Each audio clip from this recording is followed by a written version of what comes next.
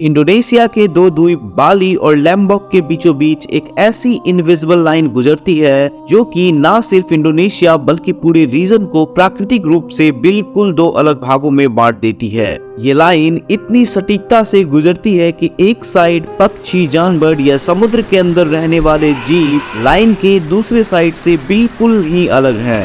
यहाँ तक कि इस लाइन को इंसानों को छोड़ कोई जीव पार भी नहीं करता। इस लाइन को हम वॉलेस लाइन कहते हैं। नमस्कार दोस्तों, स्पेस हंगर के एक और मिस्टीरियस वीडियो में आपका स्वागत है। लगभग 19 लाख वर्ग किलोमीटर में फैला इंडोनेशिया द्वीपों द्वारा बना दुनिया का सबसे बड़ा देश है। इनके द्वीपों की संख्या 17,000 से भी अधिक है। इन्हीं द्वीपों में इंडोनेशिया के बीचों बीच दो द्वीप बाली और लैम्बोक हैं, जिनके ठीक बीच से एक लाइन गुजरती है जो कि मॉले आइलैंड तक जाती है और एक बेहतरीन जियोग्राफिकल मिस्ट्री क्रिएट कर देती है। लेकिन दोस्तों, कहानी की शुरुआत होती है आज से लगभग 200 वर्ष पूर्व सन 1823 में, जब एक गरीब ब्रिटिश फैमिली में अल्फ्रेड रसल वॉलेस नामक इंसान का जन्म हुआ। हम सभी बचपन में रसल वॉलेस को नेचुरल सिलेक्शन कॉन्सेप्ट की वजह से बायोलॉजी के क्लास में पढ़ा है। रसल वॉलेस के पिता एक कार्टोग्राफर थे। बोले तो वो मैप बनाते थे,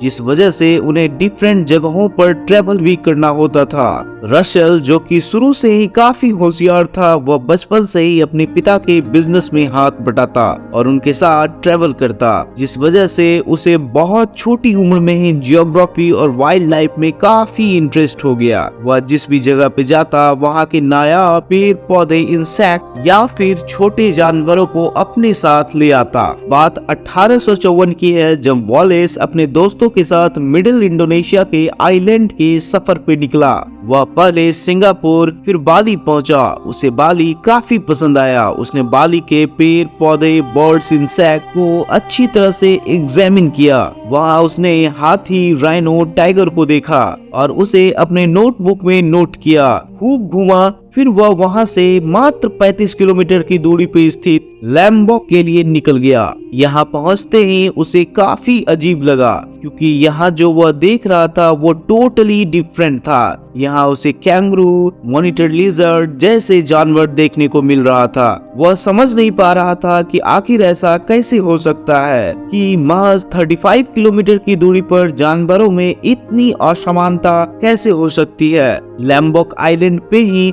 वॉलिस को मच्छर के काटने से मलेरिया हो गया, जिस वजह से उसे यहीं रुकना पड़ा। इसी दरमियान उसके पास सोचने को काफी टाइम था। जब उसने अपने नोटबुक पर गौर किया तो उसने पाया कि बाली पर पाए जाने वाले जानवर वैसे जानवर हैं जो पूरी एशिया में पाए जाते हैं। वहीं लैम्बोक में पाए जाने वाले जानवर सारे ऑस्ट्रेलियन महाद्वीप पर पाए जाने वाले जानवर हैं। वॉलिस ने यहाँ पर फिर एक थ्योरी पेश किया कि आज से कई लाख साल पहले ऑस्ट्रेलिया एवं ईस्टर्न इंडोनेशिया आपस में कनेक्टेड होंगे, वहीं वेस्टर्न साइड एशिया से कनेक्टेड होंगे। लेकिन समय के साथ पिघलते बर्फ के कारण समुद्र का लेवल पर उठ गया एवं इन द्वीपों का निर्माण कर दिया, जिस वजह से जानवर इन द्वीपों पर फंसे रह गए। इसी के साथ उन्होंने एक मिस्ट्री तो सॉल्व कर लिया। बाकी परिंदों को लेकर उनका कहना था कि इंडोनेशिया में रहने वाले पक्षी नॉन माइग्रेटिंग बर्ड हैं, जिस वजह से ये हमेशा 10 से 15 किलोमीटर के अंदर ही अपने जीवन को पूरा कर लेते हैं। इन पक्षियों के लिए खुले समुद्र को पार करना इम्पॉसिबल सा है। बाकी बची फिश की थ्योरी उन्हें भी समझ नहीं आया, क्योंकि तब तक प्लेट टेक्टोनिक का सिद्धांत डिस्कवर ही नहीं हुआ था। लेकिन फ्रेंड्स, आज हम सभी इसके बारे में अच्छे से जानते हैं कि